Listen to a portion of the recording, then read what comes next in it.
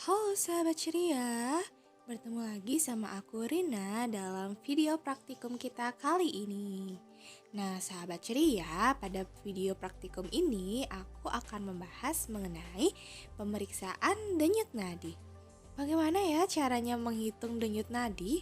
Nah penasaran kan? Kalau penasaran, yuk simak tayangan berikutnya.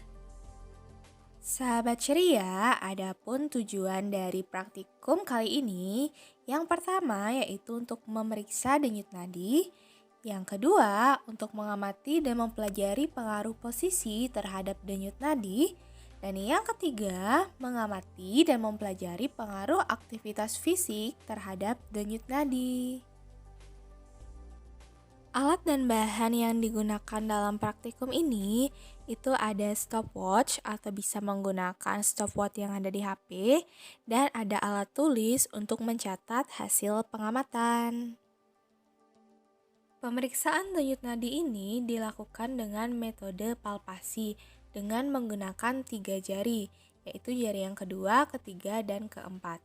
Nah, ketiga jari tersebut diletakkan pada bagian arteri radialis yang berada pada tangan.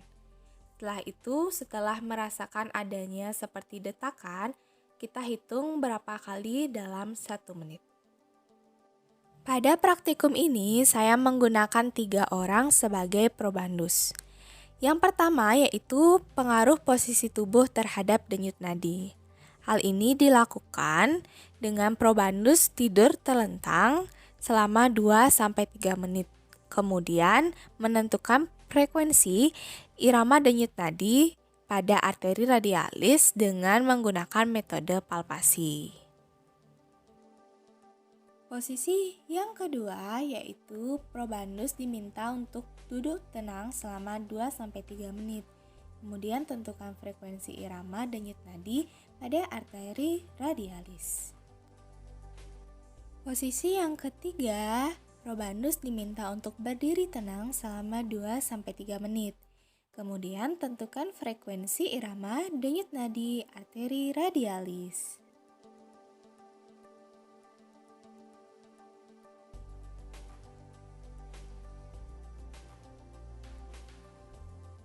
Praktikum yang selanjutnya yaitu untuk mengamati pengaruh latihan fisik terhadap denyut nadi. Nah, aktivitas fisiknya itu seperti lari di tempat, lalu ada naik turun tangga, dan ada squat jump. Nah, jadi setiap selesai melakukan aktivitas fisik, maka kita lakukan pengecekan atau pemeriksaan denyut nadi dengan metode palpasi.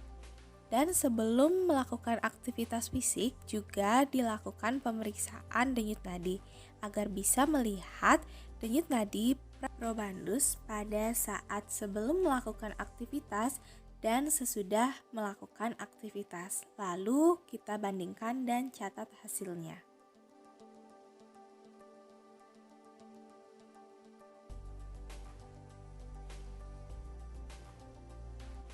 Yang pertama, apa itu tekanan darah?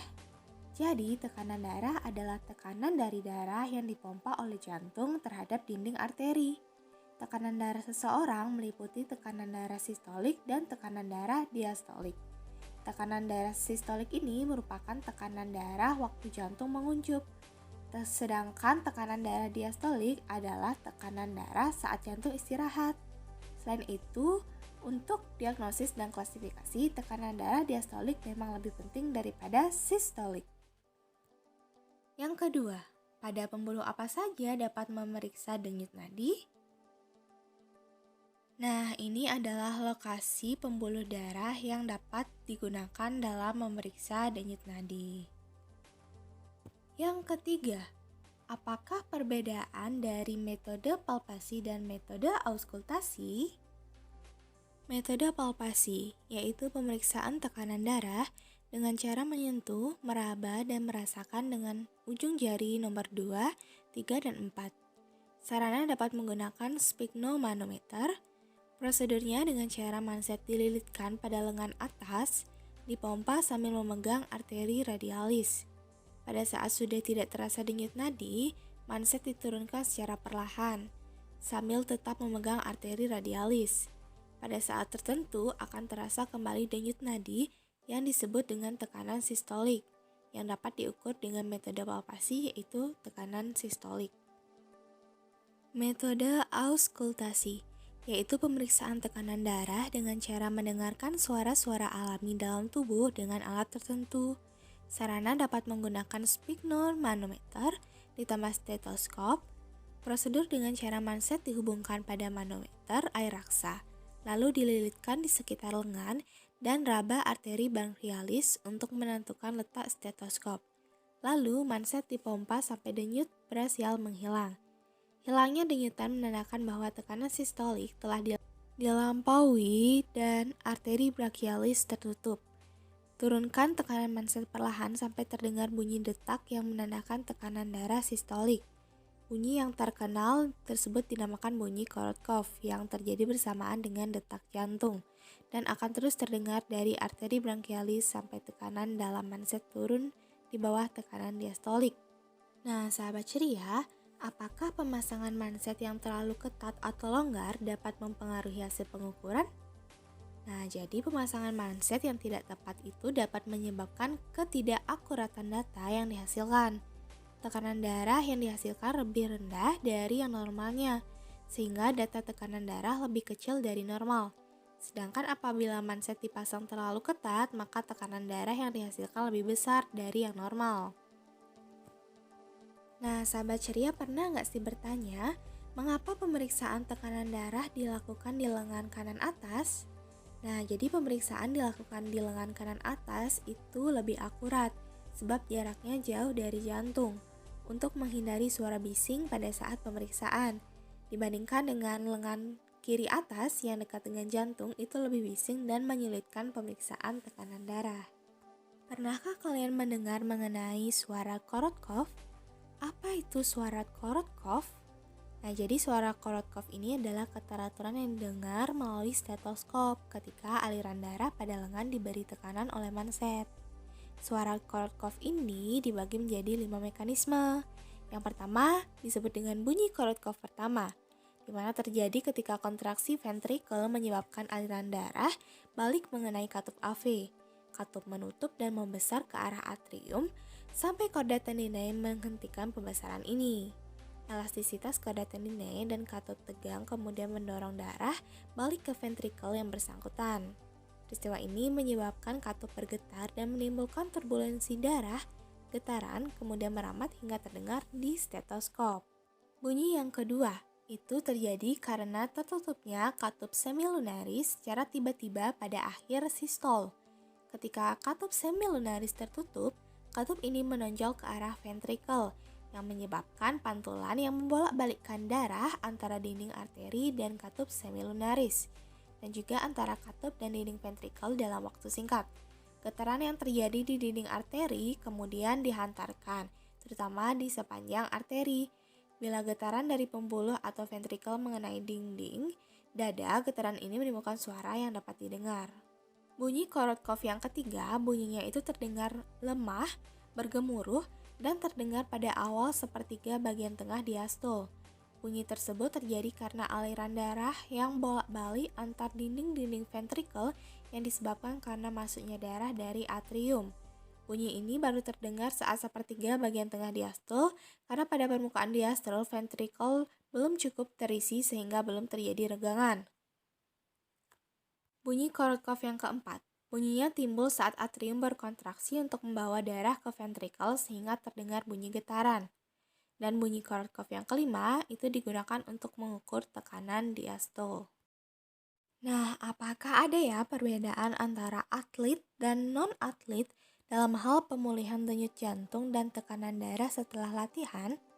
Ya, tentu saja terdapat perbedaan pemulihan denyut jantung antara atlet dan non-atlet, yaitu pada atlet yang sering melakukan aktivitas fisik yang dapat membuat otot jantung kuat dan tebal akibat sering dilatih, sehingga mengakibatkan kerja otot jantung ini efisien dan denyut nadi stabil.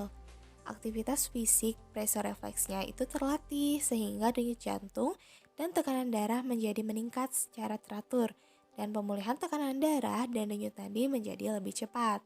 Sedangkan pada non-atlet karena jarang atau tidak pernah melakukan aktivitas fisik yang dapat membuat otot jantung lemah dan tipis akibat sering jarang latihan sehingga mengakibatkan kerja otot jantung keras dan denyut nadi tidak stabil saat tiba-tiba melakukan aktivitas fisik. Non-atlet refleksnya ini tidak terlatih sehingga denyut jantung dan tekanan darah menjadi meningkat secara tidak teratur dan pemulihan tekanan darah dan denyut nadi itu menjadi lebih lama. Lalu bagaimana pengaruh posisi tubuh terhadap denyut nadi seperti praktikum yang kita lakukan tadi? Nah, jadi posisi tubuh saat berbaring, duduk, dan berdiri itu dapat menyebabkan perbedaan tekanan darah dan denyut nadi. Posisi tubuh sangat dipengaruhi terhadap denyut nadi dan tekanan darah. Ketika seseorang berbaring, maka jantung akan berdetak lebih sedikit karena tubuh sedang posisi rileks dibandingkan saat ia sedang duduk atau berdiri. Hal ini karena ada efek gravitasi bumi. Pada saat berbaring, gaya gravitasi pada peredaran darah itu lebih rendah karena arah peredaran horizontal sehingga tidak melawan gravitasi dan kerja jantung tidak terlalu berat untuk memompa. Pada saat duduk maupun berdiri, kerja jantung dalam memompa darah akan lebih keras karena melawan gaya gravitasi, sehingga kecepatan denyut jantung pun meningkat. Pada saat berdiri, tekanan darah pada posisi berdiri lebih tinggi daripada posisi duduk, yang diakibatkan karena pada posisi berdiri, tekanan darah dipengaruhi oleh gaya gravitasi dan otot yang sedang berkontraksi untuk menopang berat tubuh. Lalu, bagaimana aktivitas fisik dapat mempengaruhi denyut nadi dan tekanan darah? Nah, jadi latihan fisik ini dapat meningkatkan tekanan darah dan denyut nadi. Hal ini diakibatkan karena saat beraktivitas, sel tubuh memerlukan pasokan oksigen dan nutrisi yang cukup untuk melakukan metabolisme sel yang diperlukan dalam menghasilkan energi untuk bergerak. Sehingga peredaran darah di dalam pembuluh darah akan semakin cepat dan curah darah yang dibutuhkan akan semakin besar yang menyebabkan terjadinya vasodilatasi. Akibat adanya vasodilatasi pada otot jantung dan otot rangka serta vasokonstriksi arteriol yang menyebabkan arteriol menyempit dan kerja jantung tiap satuan waktu pun bertambah, sehingga volume darah pada arteriol akan meningkat dan tekanan darah dan denyut nadi pun ikut meningkat. Lalu apa saja ya faktor-faktor yang dapat mempengaruhi tekanan darah? Nah, di antaranya itu ada usia. Jadi resiko mengalami tekanan darah tinggi ataupun rendah itu dapat meningkat seiring bertambahnya usia, khususnya pada orang-orang yang berusia di atas 65 tahun. Yang kedua itu ada jenis kelamin. Faktor yang mempengaruhi tekanan darah lainnya itu adalah jenis kelamin. Pria ditemukan lebih cenderung mengalami tekanan darah tinggi daripada wanita. Dan ada genetik. Peluang mengalami tekanan darah tinggi dipengaruhi oleh faktor genetik, karena hipertensinya biasanya dapat menurun di keluarga. Lalu ada obesitas atau berat badan yang berlebih. Obesitas ini dapat meningkatkan resiko kenaikan tekanan darah dan penyakit kardiovaskular. Karena ada sistem tertentu di tubuh yang teraktivasi. Sistem ini akan meningkatkan tekanan darah. Kemudian konsumsi garam yang berlebih juga salah satu faktor yang mempengaruhi tekanan darah tinggi. Sodium dapat memicu penyerapan air dalam tubuh yang meningkatkan tekanan darah. Konsumsi kadar potasium yang kurang adalah resep jitu untuk terjangkit hipertensi. Potasium dapat membantu menurunkan tekanan darah dengan menyeimbangkan efek buruk dari garam. Konsumsi alkohol. Minum alkohol ini sebenarnya sah-sah saja, hanya saja perlu mengatur takaran yang dikonsumsi. Minum alkohol secara berlebih dapat merusak jantung serta pembuluh darah dan meningkatkan kemungkinan terkena hipertensi.